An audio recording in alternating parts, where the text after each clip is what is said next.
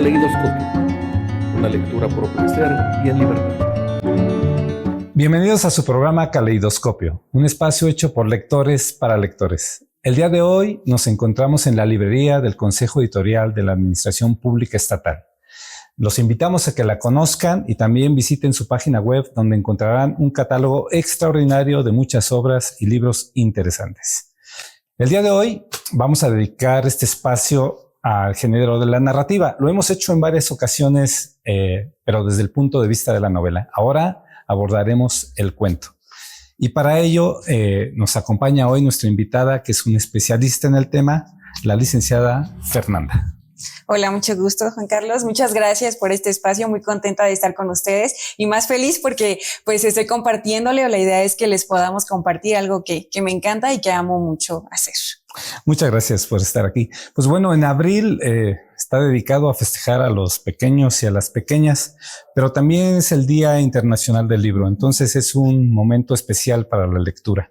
Incluso en el mes de febrero, a nivel global, se celebró el Día Internacional de la Lectura en Voz Alta, y en Mendoza, Argentina, se lleva todo el mes de abril festejando la misma iniciativa. Y pues es muy importante esta iniciativa porque resalta la importancia del mediador en el texto, en la lectura en voz alta, y también es un elemento importantísimo para formar nuevos lectores. Así es que pues es un tema muy importante, destacado, y queremos que nuestra audiencia lo vea así y lo valore. Bien, ahora, Fernanda, quisiera yo pedirte que nos platicaras un poco acerca de ti, de tu formación académica. Ok, bueno, pues mi nombre es Fernanda López García, soy licenciada en Educación por la Universidad Autónoma del Estado de México.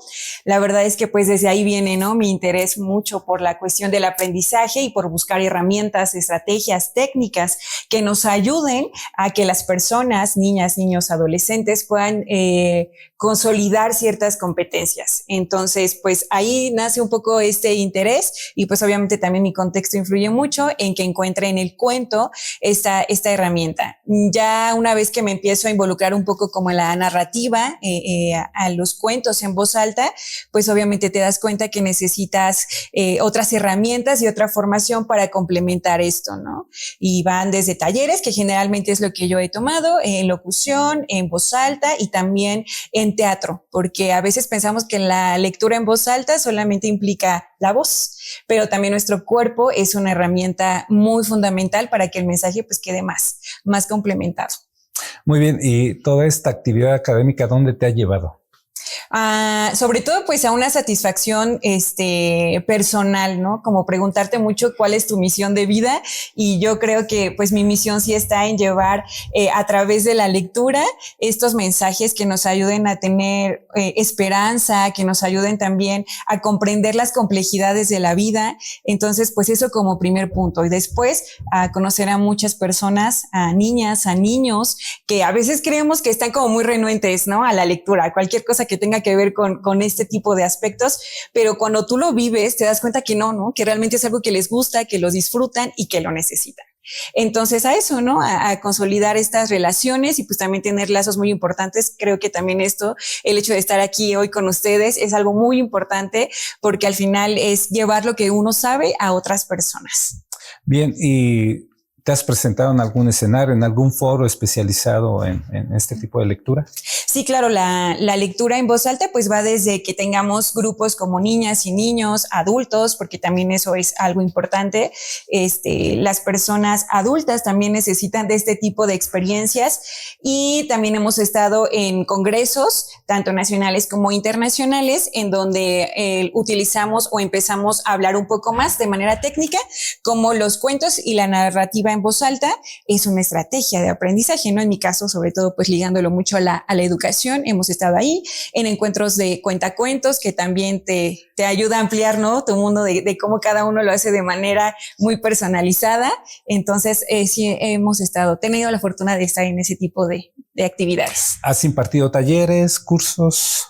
Sí, los principales talleres que he impartido pues han sido justo para el ramo docente, tanto estudiantes que están formándose para ser docentes como para propiamente los docentes, para ver la herramienta del cuentacuentos como una forma en la que podemos abordar las problemáticas. Esa ha sido la principal temática, pero es muy importante también mencionar que los cuentos son transversales.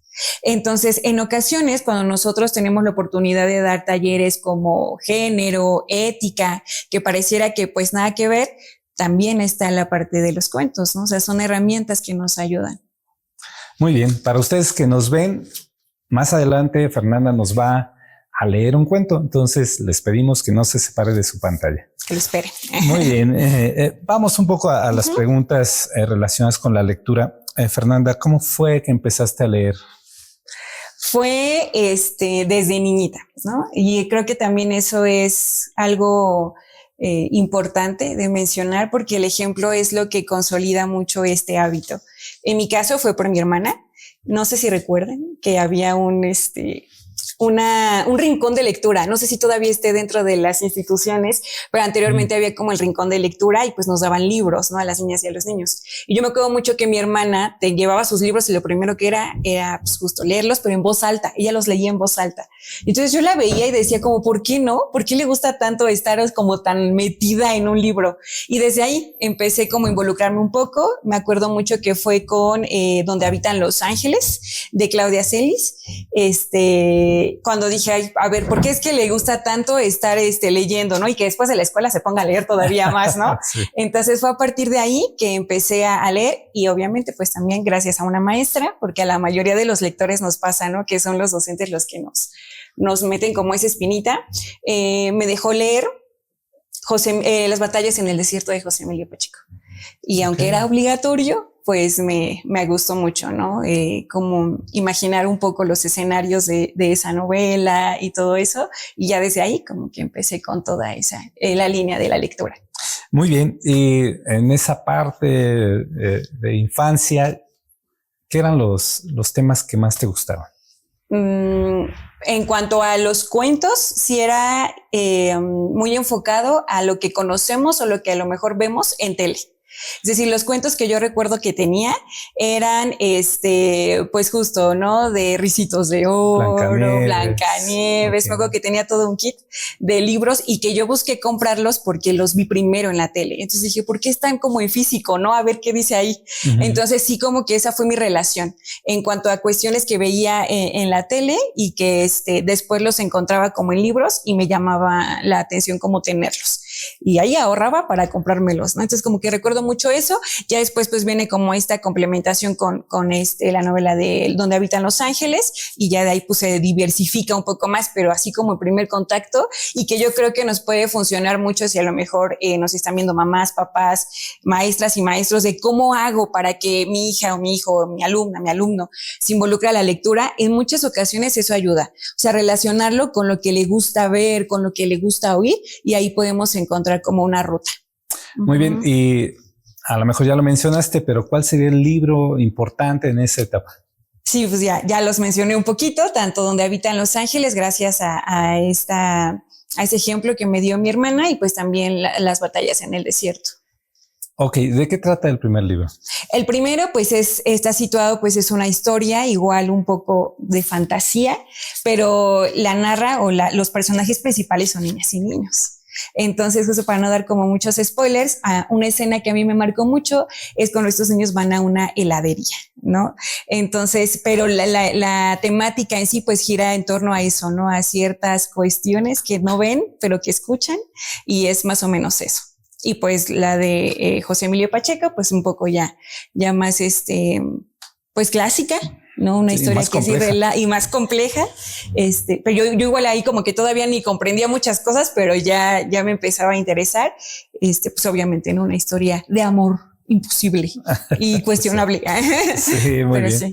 Bueno, el cuento es muy versátil y tiene una estructura muy básica que puede ser una historia breve, pocos personajes, un conflicto y puede ser ficción o puede ser realidad. A mí en lo personal me gusta el cuento de ficción por aquellas situaciones de dualidad, del bien, el mal, el villano, el héroe, el aprendizaje, la moraleja, vaya, esta combinación de elementos que se contraponen. Fernanda, ¿a ti qué tipo de cuento te gusta? Me gustan mucho, es que siento que eso es lo bonito también de la lectura, que hay para muchos gustos, para muchas etapas y que a lo mejor no forzosamente tendrías que elegir uno. Yo siento que tengo los dos polos como muy establecidos. Me gusta mucho la literatura de terror, el suspenso, que en este caso pues mi autor favorito es Edgar Allan Poe, Horacio Quiroga también me gusta mucho. Entonces ese es como un polo, ¿no? Igual, como muy ligado a la fantasía, al miedo, a lo que te genera empezar a leer ese tipo de lectura. Y pues mi otro polo, por supuesto que está en la literatura infantil, que pudiéramos decir que justo, ¿no? Lo relacionamos como solo niñas y niños, pero cuando tú empiezas a leerla, a explorarla, insisto, te das cuenta que te ayuda a comprender muchas cosas que de pronto no sabes cómo, pero lo hace de manera muy sencilla, ¿no? Muy creativa. Y creo que ambos combinan la fantasía. Yo diría que la fantasía es lo que me agrada leer, lo que te lleva a otros mundos, pero imaginar ciertas posibilidades en tu realidad. Muy bien, ahora platícanos, Fernanda, ¿cómo empezaste a contar historias? Empecé en pandemia. Es que ahí pandemia nos cambió la vida a muchas y a muchos. Y a mí, pues justo como en esta dinámica en donde de pronto todo era tan incierto, tan preocupante, yo empecé a leer más de lo frecuente. Y recuerdo que pues de pronto cuando uno lee, no sé si les pasa, pero pues tú quieres contárselo a alguien, ¿no? O decir, oye, ¿no? Y pues yo con quien lo hacía, ¿no? En ese momento, en mi contexto era la única que se quedaba en mi casa, ¿no? Y dije, ¿por qué no lo leo, no? O lo comparto a través de redes sociales, que era lo que teníamos en ese momento como posible. Y así empecé. En Instagram hacía en vivos leyendo, contando cuentos. Y me di cuenta que a lo mejor no tenía muchos espectadores, ¿verdad? Pero se quedaban. O sea, si yo empezaba con 6, los 6 se quedaban. Y me mandaban mensaje, ¿no? Como de, me gustó el cuento por esto, me gustó por esto, ¿cuándo lees otro, no? Y así empecé, dije, ok, o sea, como que esto es algo que necesitamos, ¿no? Y que a cualquiera le hace bien escucharlo. Y así empecé a contar historias con esa idea, ¿no? Que también nos dio como calma en ese momento de incertidumbre. Bien, Fernanda, ¿existe una diferencia entre leer un cuento y contarlo? Sí, pareciera que no, pero sí, cuando nosotros, ambas técnicas son buenas y eso también es importante que lo reconozcamos porque en muchas ocasiones queremos siempre dar un juicio de valor, ¿no? De qué es mejor. Habría que analizar mucho la situación en la que queremos emplearlo, pero ambas cuestiones son buenas. Leer un cuento pues implica obviamente tener el recurso material ahí, como tal, palpable, seguir mucho la línea de la autora o del autor que estamos leyendo y pues básicamente es eso, ¿no? En el caso de la literatura infantil, apoyarnos mucho del recurso ilustrativo que estos tienen. Cuando nosotros contamos un cuento, ahora sí ya viene tu interpretación, pero ya más enfocada igual incluso a lo que tú quieres puntualizar, en lo donde quisieras como centrar el mensaje, el cuento. Eso es contar un cuento, ¿no? Ya tú le das un nuevo significado, por así decirlo, sin perder la esencia, obviamente, de la historia. Muy bien. Cuando te enfrentas a una lectura, técnicamente, ¿qué haces o cómo te preparas para llevarla a cabo? Primero es creer mucho en el mensaje. O sea, nosotros no podemos transmitir algo si no creemos que es importante, que es necesario. Entonces, ese es el punto número 1, ¿no? Que realmente tú seas consciente de la importancia que tiene eso que vas a leer en voz alta. En un sentido como más técnico, pues obviamente es la hidratación, porque no vas a tener la oportunidad de estar como en este punto y que pues hagas ejercicios de respiración diafragmática. Eso también es muy importante. Si tienes el tiempo necesario, pudieras hacer ejercicios también en cuanto al cuerpo, ¿no? Desde los pies, a lo mejor si tienen alguna pelotita antiestrés, la colocamos en el piso y con los pies, con la palma de los pies empezamos a hacer ejercicios, con las manos, movernos para empezar a soltarnos un poquito. Eso nos ayuda a empezar incluso a ser conscientes de nuestro cuerpo, porque en muchas ocasiones no somos conscientes de eso y es necesario para la narración en voz alta. Obviamente practicar el cuento para que, insisto, ustedes sepan en dónde quieren puntualizar, en qué quieren hacer énfasis, ciertas cosas, ciertos movimientos. Entonces, eso es lo que ayuda.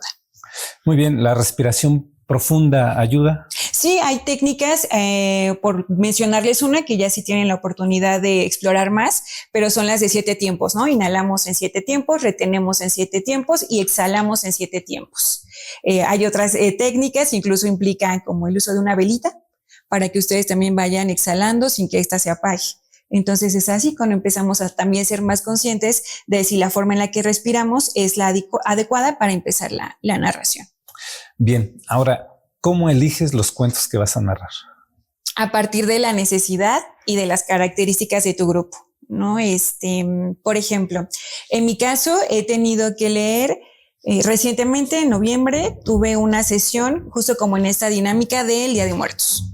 Pues era para niñas y para niños y obviamente nos apoyamos de leyendas y demás, pero en el marco de que estamos hablando de una temática, en el caso del Día de Muertos, pues justo de ese duelo.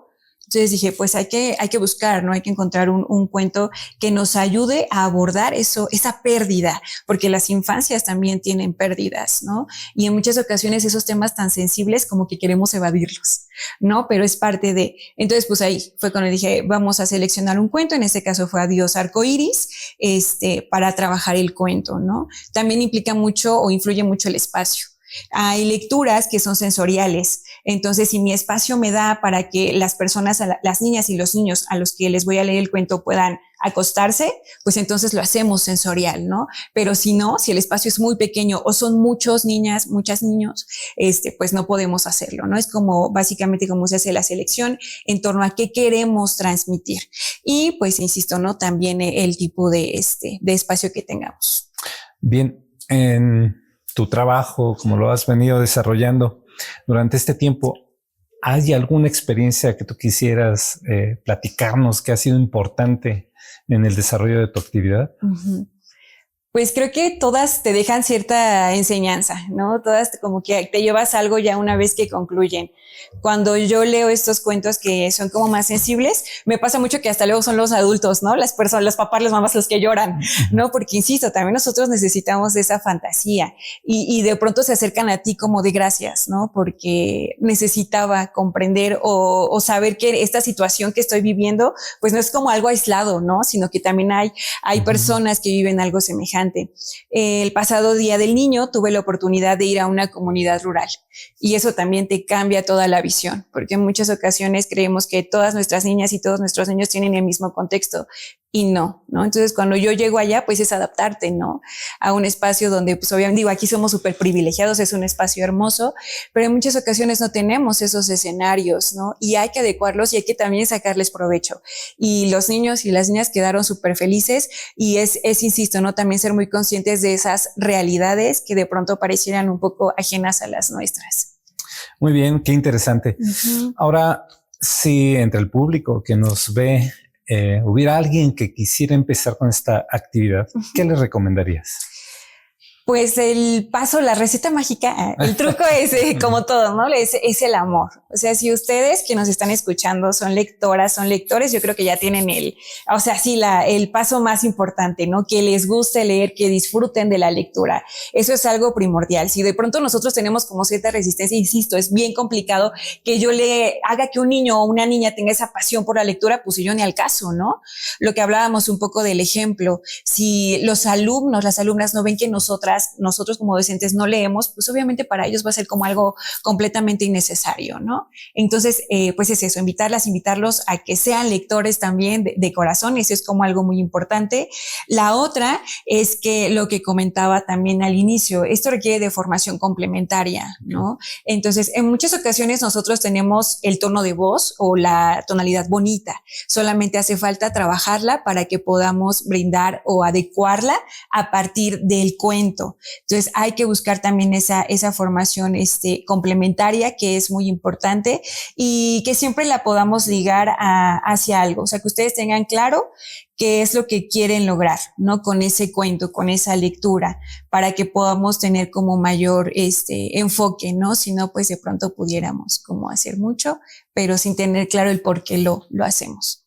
Bien, la lectura dicen que ayuda al desarrollo emocional de los niños y de las niñas. En ese aspecto, en lo que tú has tenido de experiencia, ¿así sucede? Claro, o sea, ay, es muy bonito y es muy mágico porque tú te das cuenta de las emociones que pudieran estar experimentando las personas que te oyen, ¿no? En este caso, pues las niñas y los niños, ¿no? Desde el asombro, la curiosidad, ¿no? Va a haber muchas veces en los que te digan otra vez, ¿no? Porque a lo mejor como que esa sensación o esa emoción fue buena para ellos, les gustó experimentarla. Entonces sí te das cuenta que eso cambia. Y también tenemos que ser muy conscientes que los niños experimentan todas las emociones. Bueno, todas las personas, ¿no? Tanto la alegría como la tristeza. Entonces no hay que encasillarnos con justo decir, pues todos mis cuentos van a llevar alegría, ¿no? Todos mis cuentos van a tener que ver con esto. ¿Por qué no? Las niñas y los niños también necesitan, insisto, de pronto tener a partir de estos cuentos y de estas historias que muchas personas escribieron, la posibilidad de comprender aquellas cosas que de pronto ellos sin por qué, ¿no? Hay un cuento muy, muy bonito que se llama Mi elefante azul. Es de Melinda Simanic, por si ustedes quieren hablar sobre esta parte específica de las emociones, y nos narra cómo un niño o una niña experimenta la tristeza y que a veces no le puede poner nombre, ¿no? Entonces es que siento aquí, ¿no? Como una presión en mi pecho, ¿no? No sé cómo quitármela, y además mi papá y mi mamá me dicen que está mal, ¿no? Sentir esta opresión, sentir este nudito en la garganta. Entonces, eso es importante, ¿no? Hablemos de estos temas, acerquémoslos estas temáticas a las niñas y a los niños, y por supuesto reconozcamos que a partir de ello experimentan emociones y que podemos ayudarles a que aprendan cómo gestionarlas. Ok, qué interesante. Pues bueno, hay que leer todos para calmar las emociones. Sí, también nos queda a nosotros. También hemos sentido ese elefante nosotros aquí, ¿no? En el pecho. Y derivado de esa pregunta, ¿qué temas crees que los niños y las niñas deberían de estar leyendo en un momento como el que vivimos ahora, de tanta tecnología, de tanta exposición e información? ¿Cuáles serían las temáticas, los cuentos, las historias que deberían de estar leyendo? Pues uno es acercarles esos escenarios, porque si nos damos cuenta o si evaluamos un poco nuestro entorno, la parte tecnológica ahí está. O sea, no nos falta, ¿no? En cualquier lado que nosotros volteemos está esta parte tecnológica que no es mala, ¿no? Al contrario, nos abre muchas posibilidades. Pero así como tenemos este ambiente para las niñas y los niños, también construyamos un ambiente donde vean el libro cerca de ellos. No como algo justo, no en un vitral donde, híjole, es que si lo agarras se maltrata. No, híjole, es que si lo agarras, ay, no, está bien caro, ¿no? No, o sea, realmente los libros también son para eso, para que ellos puedan experimentar, para que puedan acercarse a ese mundo. Entonces, construyamos en medida de lo posible, porque también soy consciente que eso implica una inversión, ese espacio para que las niñas y los niños puedan ver un libro como algo cercano a ellos, ¿no? No solo el celular, sino que hay otros elementos con los que ellos pueden interactuar. Eso es un punto. Si hablara como de alguna temática me sería muy difícil, ¿no? Yo creo que actualmente pues hay mucho que trabajar. Hay mucho que trabajar y afortunadamente actualmente tenemos muchos temas que nos pudieran ayudar, muchos cuentos que nos pudieran ayudar a resolver esas problemáticas. Insisto, desde las más complejas, ¿no? Como la muerte. Hay cuentos infantiles, ¿no? Como el manejo de las emociones. Hay un cuento que también se llama Aquí cerca habita una niña, donde hablamos de las desigualdades que existen en las infancias, ¿no? Entonces también es eso, hay muchas temáticas, pero si pudiera darles otra estrategia es que conozcan a las niñas y a los niños, ¿no? O sea, tanto papis, mamis, maestras y maestros y sociedad en general, porque la crianza sana es también corresponsabilidad de todas y de todos. Hay que conocer sus características, sus gustos, sus afinidades. Cuando a mí me dicen, ¿no? Las mamis me dicen, oye, es que a mi hijo no le gusta leer, ¿no? ¿Qué me recomiendas? Yo siempre le pregunto qué le gusta, en qué se entretiene, porque a partir de ahí yo voy a saber qué lectura acercarle, ¿no? Y sin satanizar las lecturas, porque también me ha pasado, ¿no? Que me dicen, no, pues es que ella quiere la lectura juvenil de no recuerdo el nombre tal cual, perdón si lo digo mal, pero este diario es para destruirse, algo así. ¿Cómo le voy a dar ese libro, no? Pudiera, ¿no? De pronto no hacer clic con lo que a nosotros nos gusta o con lo que desearíamos que el niño y la niña lea, pero si la niña, el niño ya tiene esa inquietud, ya tiene esa llamita encendida, no podemos apagarla. Porque si nosotros la apagamos, para encenderla, no sabemos, ¿no? Entonces, si él ya tiene o ella ya tiene ubicada algún tema de interés, algún título, hay que acercarle ese cuento, esa lectura, esa novela, porque pues a partir de ahí el mundo se hace amplio, ¿no? En el caso de la literatura, pues nuestras posibilidades se hacen diversas. Entonces, pues sería eso. Hay que conocerlos, hay que ver qué es lo que les gusta y a partir de ahí ir como con cuestiones muy específicas. Muy bien.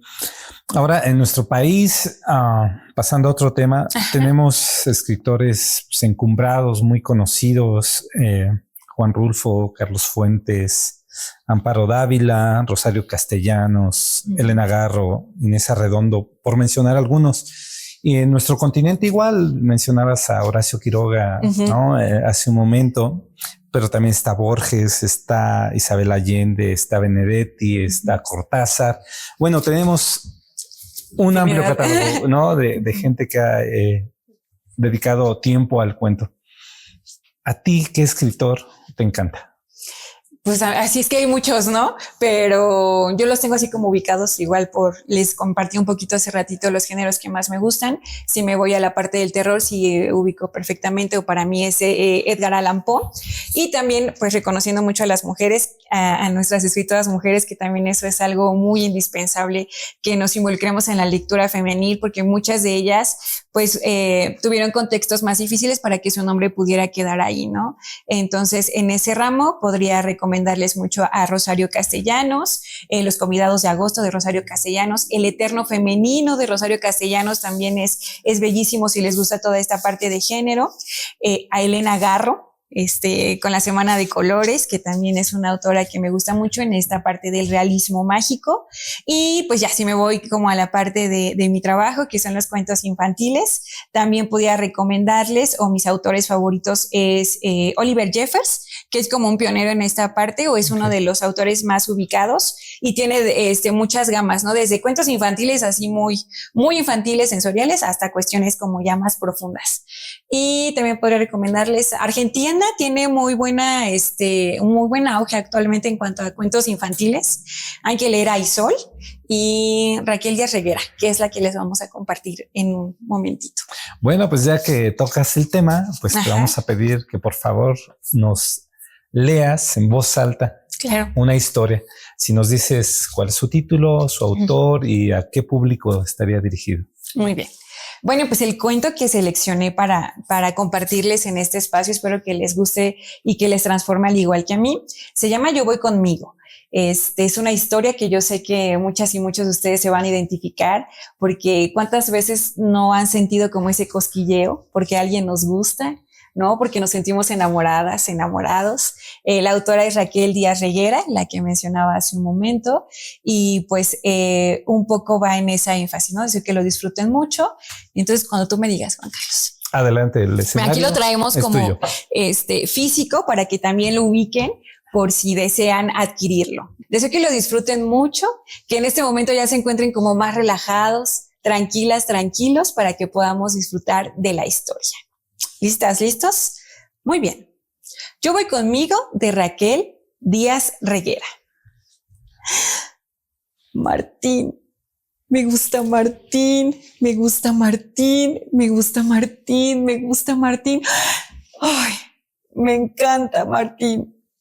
Lo sé, porque cuando pasa por mi lado, siento que me pica la nariz y mis rodillas se me ponen tontas. Pero Martín no se da cuenta. Martín no me mira nunca. Mi amiga Lucía me ha dicho que no me queda bien el cabello recogido, que tal vez si me quito las coletas, Martín pueda mirarme. Hoy he ido al cole con el cabello suelto, pero Martín no me ha mirado.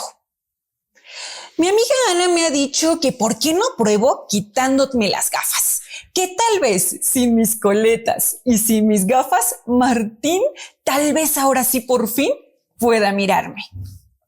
Me he quitado las gafas, pero Martín no me ha mirado. ¿Y a dónde van todos esos pájaros que habitan en mi cabeza? Veo que se van lejos, lejos, lejos. Luis me ha dicho que ¿por qué no intento quitando esa sonrisita mía? Él segura y perjura que sin mis coletas, sin mis gafas y sin mi sonrisa, Martín me mirará. No me he sonreído en todo el día, en verdad, aunque he querido. Pero Martín no me ha mirado. Carla me ha dicho que tal vez, dejando de tararear todas esas cancioncillas mías, tal vez Martín pueda mirarme. Me dijo que sin mis coletas, sin mis gafas, sin mi sonrisa y sin mis canciones, tal vez ahora sí Martín pueda mirarme. No he cantado ni una sola canción. En serio, se los juro, ni una sola canción. Ay, pero Martín no me ha mirado. Serán tus pecas, me ha dicho Lola.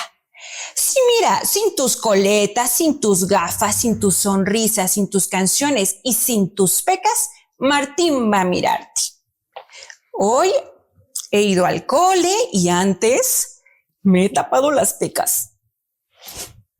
Pero Martín no me ha mirado. ¿Y a dónde van los pájaros que habitan en mi cabeza? Veo que se van lejos, lejos, lejos.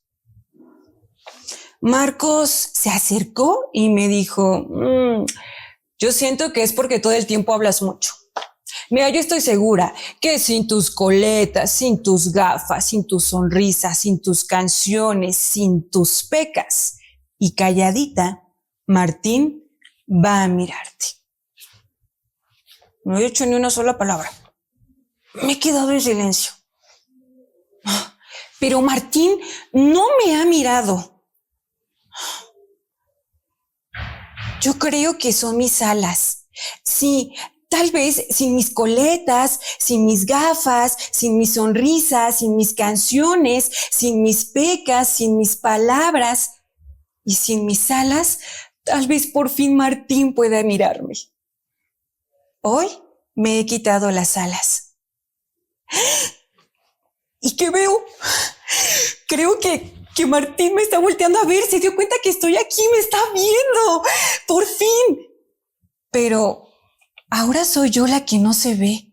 ¿Y dónde están los pajaritos que habitaban en mi cabeza? Algo no está bien. Le he dicho a Lucía que me encantan mis coletas. Le he dicho a Ana que me gusta usar gafas. Además, las necesito. Le he dicho a Liz que amo sonreír. A Carla que soy fan de tararear canciones. Le he dicho a Lola que amo mis pecas. Son mi distintivo. Le he dicho a Luis que me encanta hablar. Y me he dicho a mí misma que sin mis alas no soy yo. Mis alas son iguales a la de los pájaros que habitan en mi cabeza. Y ahora me miro, me veo y tengo alas. Y colorín colorado, algo cortito, te he contado. Muy bien, Fernanda, muchas felicidades. Me encantó cómo lo hiciste, la historia en sí. Maravilloso. Te agradecemos tu voz, tu mirada, tu pasión por contar historias. Y nuevamente te agradecemos por estar aquí. Y antes de cerrar, te pediría que si fueras tan amable, le dijeras a nuestra audiencia algún mensaje, algo que tú consideres de valor para ellos. Muchas gracias, Juan Carlos, primero que nada por la invitación, por abrir este espacio que yo sé que tiene mucho impacto, pero sobre todo tiene mucho corazón, ¿no? Lo que ustedes hacen es muy bonito y me da mucha alegría poder contribuir con ustedes. Y pues nada, a las personas que nos están viendo, decirles que de pronto el mundo y las cosas que vemos, que escuchamos, pareciera que es muy desesperanzador. Pero afortunadamente hay muchas historias, en ellas sí está ese toque de fantasía, pero que esa fantasía nos ayuda a recuperar la esperanza, el amor de vivir, la paz que de pronto no encontramos en estas realidades y hay que recurrir a ellas, ¿no? Que la lectura, que los cuentos sean su refugio y que compartan ese refugio con muchas, muchas personas más, porque estoy segura que todas y todos lo necesitamos. Bien, Fernanda, ¿dónde te encuentra nuestro público? Tus redes sociales. Pues me encuentran como _muchosidad y también como Te Cuento Algo Cortito. Ahí estamos en Instagram, en TikTok, por si gustan seguirnos y pues nada, a la orden para lo que ustedes deseen. Muchas gracias por tu Muchas visita. gracias, Juan Y a Carlos. usted que nos mira, le agradecemos también su atención. Nos vemos pronto. Sigan leyendo, escríbanos. También ahí están nuestras redes sociales. Si quieren que hablemos de un tema en especial, estamos a sus órdenes. Cuídense mucho y hasta la próxima. Subdirección de Formación Continua.